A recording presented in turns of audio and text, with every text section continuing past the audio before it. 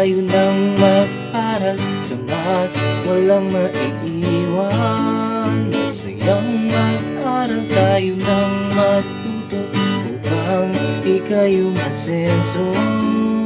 Maging matyaga, maging matalino, halina Math-aral na tayo. Maging matyaga, maging matalino, halina Math-aral na tayo. Halina Math-aral na tayo. Halina Math-aral na tayo. Halina, halina, halina, aral na tayo.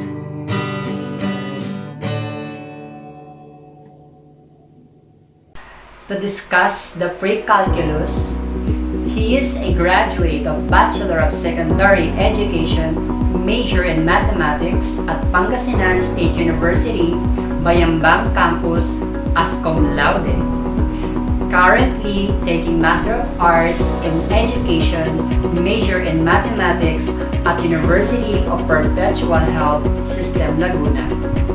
3 years in teaching, a research consultant, and not just that, he is an MTOP trainer, International Math Olympiad trainer in CPMO, TIMO, SEAMO, and HKIMO.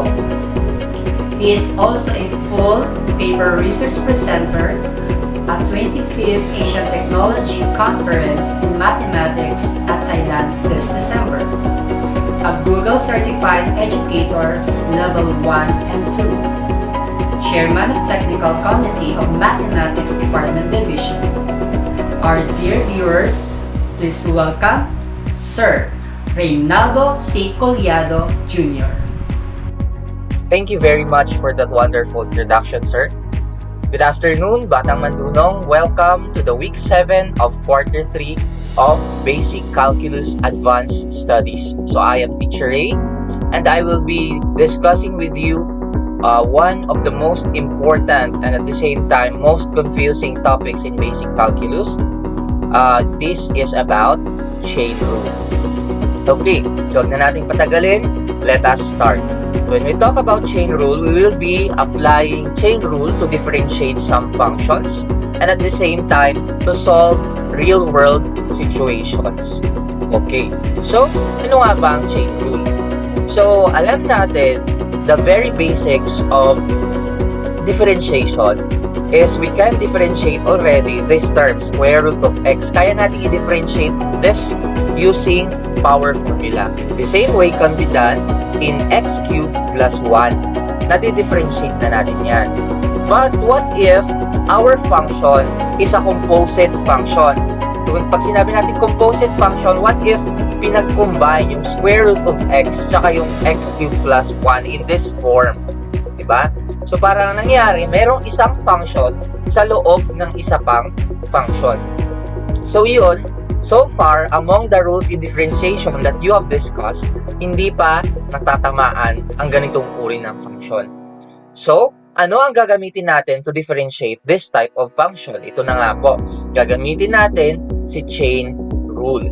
Okay? So far, ito yung pinaka nakakalito sa pagdi-differentiate. So, tignan natin later on paano natin maiiwasan ang pagkalito sa pagsusolve ng derivative ng function using a chain rule. Okay, so magbibigay tayo ng first example dito. Let's say a function y equals the quantity of 5x squared plus 1 quantity squared is obtained by composing the functions y equals f of u equals u squared and u is equal to g of x which is equal to 5x squared plus 1. So kung mapapansin ninyo, yung function natin na y equals the quantity of 5x squared plus 1 squared is a composite function. Bakit sinabi natin composite function? Kasi yung sa loob ng parenthesis, meron tayong isang function na 5x squared plus 1. Ito yung g of x na gagawin natin. Okay? So, i-represent natin yung 5x squared plus 1 as our g of x. And then, yung function na ito ay in-squared can be represented in the form u squared.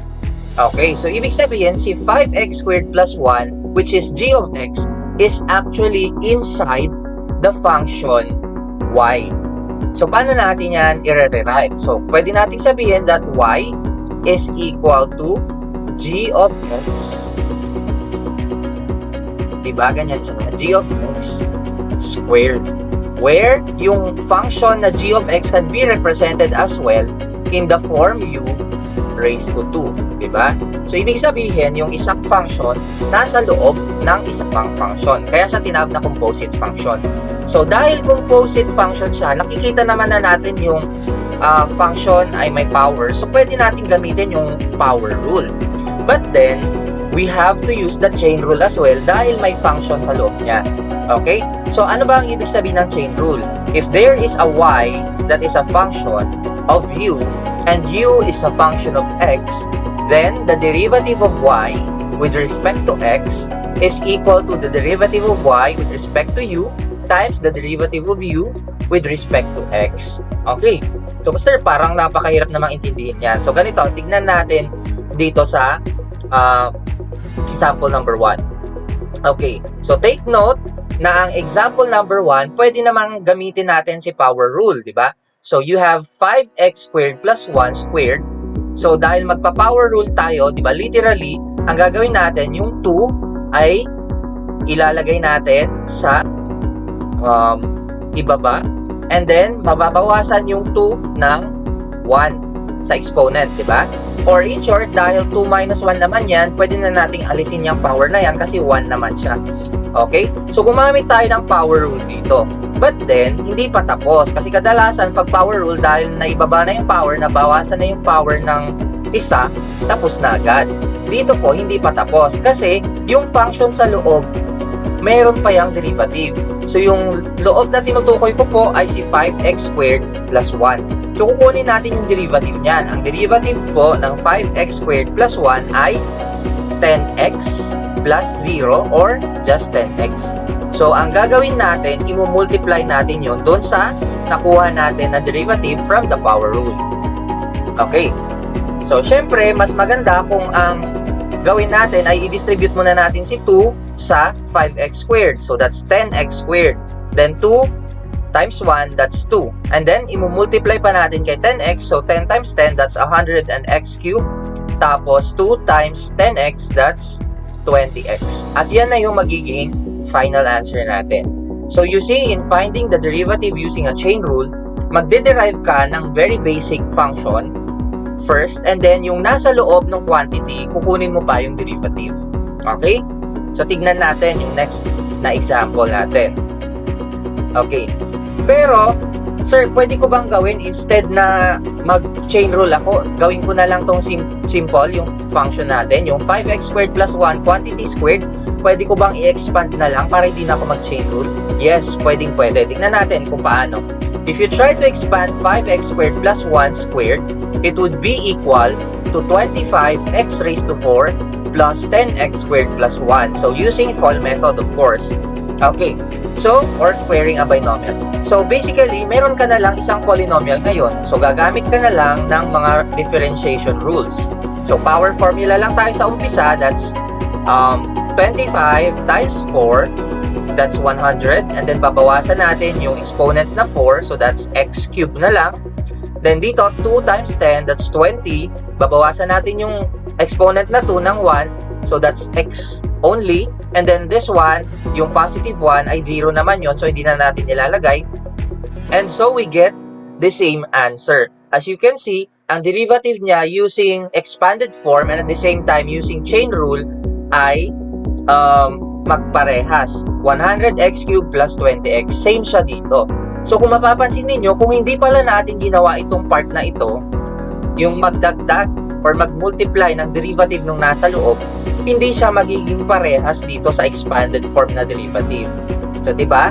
Kung kayo naman ay confident na mag-expand, okay lang naman yon sa aming mga calculus teachers. But if you wanted to use the chain rule, okay lang din. Kasi as you can see, we can arrive at the same answer. Okay? But kapag mahaba-haba na yung function, mahirap nang i-expand, mas maigi pa rin na chain rule na lang ang gamitin. Lalo na kung ang power niya ay malaki-laki na. Okay? So tuloy natin for example number 2. This time, tignan naman natin ang example number 2. Find the derivative of y equals the square root of x cubed plus 1. So dito, dalawang functions ulit ang involved. Yung square root of x, or in this PowerPoint, it's square root of u, and then yung x cubed plus 1 na nasa loob niya. Okay? So dahil composite yung function, we have to use the chain rule. And to use the chain rule, we can just solve this in such a way na paghiwalayin natin yung dalawang functions, or pwede rin naman nating pagsabayin. Okay, so dito ang ginawa natin is pinaghiwalay. Ano ba ang derivative ng square root of x? Dahil square root of x lang yung isang function natin. That is 1 over 2 square root of x, or square root of u. And on the other hand, ang derivative naman ng function na x cubed plus 1 ay 3x squared. Oh, sorry, nawala yung squared dyan sa presentation. But that is 3x squared. No? If you notice in your module, wala din si squared. So please check that. Make sure it's 3x squared.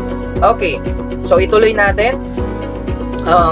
Basically, pagsamahin lang natin yung derivative na yan. Instead na u, palitan na natin ng x cubed plus 1 kasi yun yung nasa loob natin. Okay, so that would be 1 over 2 times the square root of x cubed plus 1 times 3x squared.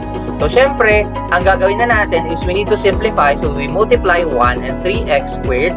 That would be 3x squared pa rin over 2 times square root of x cubed plus 1. And then, after that, we need to rationalize. So, you multiply both numerator and denominator by the quantity square root of x cubed plus 1. So, i-multiply mo yan sa taas at saka sa baba.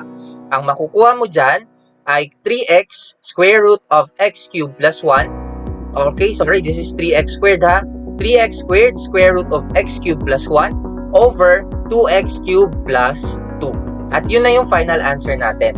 As you can see, you cannot expand this right now kasi nga, ang power niya ay raised to 1/2. So, ang 1/2, hindi natin kayang i-expand yun. So, we have no choice but to use the chain rule. Okay, we go further and we try this another example.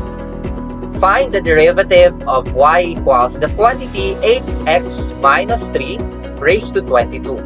So, this time, ang gagawin naman natin ay gagamitin natin ulit si chain rule. Pero, kung mapapansin ninyo, expandable naman si x cubed minus 3 raised to 22. But then, it would take a lot of time because that is raised to the power of 22 and that is so long. Okay, so instead of using that, we use the normal power rule first. Okay, so pag normal na power rule, di ba, ang gagawin natin, ibababa natin si 22, then babawasan natin siya ng isa. So that is 22 times the quantity 8x minus 3, pero this time, instead of 22, it will be 21. Saan po nakuha yung 8 dyan, sir? Bakit may 8 sa solution mo? Yung 8 ay yung derivative nung nasa loob. 8x minus 3, ang derivative niya ay 8. Okay? So, ayan, we need to multiply 8 and 22 kasi hindi naman natin kayang i-distribute sa ngayon dahil raised to 21 yung 8x minus 3. So, multiplying 8 and 22, you will get 176 times the quantity of 8x minus 3 raised to 21. At yan na po yung final answer natin. We don't need to expand this because this is very long. Raised to 21 ba naman? Okay? So that is for example number 3. Let's go further for example number 4. Now we have here a trigonometric function. So what if we find the derivative of this one? So ngayon, we have two composite functions. Si sin u or sin x, tsaka yung u natin ay x squared. So basically, ang alam lang natin, derivative ng sin x ay cosine x. O, so dito, ang derivative ng sin u ay cosine u. Tapos, ang derivative ng u with respect to x, of course, is 2x. Okay? So, pagsasamahin lang natin yan. Lagay lang natin cosine u times 2x. Pero yung u, papalitan natin yan ng x squared kasi u is equal to x squared. So we will have, i-rearrange lang natin dahil multiplication is commutative and it would be nice to see that 2x would be in front before the cosine x squared. So ang final answer natin ay 2x times cosine x squared. Okay, di ba madali lang pag trigo functions. We just need to recall the differentiation formula for trigo functions. Okay, punta tayo sa example number 5, another trigo function, but this time it's tangent x. So dalawa ang ating functions ulit. Tangent u, where u is equal to x cubed plus 1. Kasi yun yung nasa loob ng parenthesis natin. So siya si u. Okay, ano ba ang derivative ng tangent u? It's secant squared u. Okay, so secant squared u ang derivative ng tangent u. Ano ang derivative ng u with respect to x? It's 3x squared plus 0 or just 3x squared. Again, pagsamahin natin yon, imumultiply lang natin silang dalawa and then we replace u. So, ang u natin ay x cubed plus 3 kaya yung u sa loob ng secant ay naging x cubed plus 3. And then yung 3x squared nilipat natin sa umpisa because multiplication is commutative and we can do that. So, ito na yung final answer natin. So, as you can see, madaling-madali lang sa trigo functions using a chain rule for as long as kabisado natin yung differentiation formulas for trigonometric functions. Okay, we move to example number 6. For example number 6, another trigo function, but this time, this is like a triple function. Bakit sinabi kong triple function? Kasi yung sign of the quantity x cubed plus 1, dalawang functions na yan. Sin x, tsaka yung x ay nasa loob, x cubed plus 1. But this time, nilagyan pa ng square root. So, tatlo na yung functions natin inside that y function. So, paano natin kukunin yung derivative niyan using chain rule? So, tatlo yung representation natin. First, yung function na square root of u kasi lahat sila ay nasa loob ng square root. Tapos, yung u natin ay sin p. Ayan. Kasi sin of something yung nandito sa loob. So, yun yung u. And then, yung p natin ay x cubed plus 1. Okay? You can use other letters to represent this. It would be very fine. But pay particular attention on the order, no? Ang order, nag-start tayo sa pinakalabas, which is the square root function, followed by the sine function, followed by the polynomial inside the sine function. Okay? So, ganun yung order niya. Okay. So, ganun din. Hanapin natin derivative ng tatlong functions na yan. So, ang derivative ng u, square root of u, is 1 over 2 square root of u. Ang derivative ng sine p ay cosine p. Ang derivative ng p with respect to x, ito yon. Ang derivative niya ay 3x squared. Okay. So, pagsasama-samahin natin yan lahat. So, 1 over 2 square root of u times cosine p times 3x squared. So, lahat ng derivative pinagsama natin, no? So, ngayon, palitan na natin yung u. Ang u natin ay sin p. So, magiging sin x cubed plus 1 na siya. And then yung p, x cubed plus 1. Ayan. So, i-simplify na lang natin siya ngayon. So, to simplify this, imumultiply lang natin lahat ng nasa numerator. Yung 1, yung cosine of the quantity x cubed plus 1, tsaka yung 3x squared. So, if we multiply that, we can just have this. 3x squared times cosine x cubed plus 1 over 2 square root of sine x cubed plus 1. You can have this as your answer or you can rationalize. It's up to you. Pero mas challenging na kasi ngayon si rationalization dahil malaki-laki na yung quantity sa ibaba. So, we can just have that as our answer. Okay. So, ngayon naman, dahil natapos na tayo sa mga functions, punta naman tayo sa applications ng chain rule. Okay. So, we have here another problem. This is example number 8 in your module. So, nandyan din yan sa module ninyo. Okay? So, this is the problem. An object moves along the x-axis so that its position at any time t is greater than or equal to 0 is given by this function. So, x of t is equal to cosine of t cubed plus 1. Find the velocity of the object as a function of t. So, sa calculus class, pag hinahanap natin si velocity, that is just finding the derivative. Okay? Tatandaan yun ha, kasi may iba-iba tayong terms later on.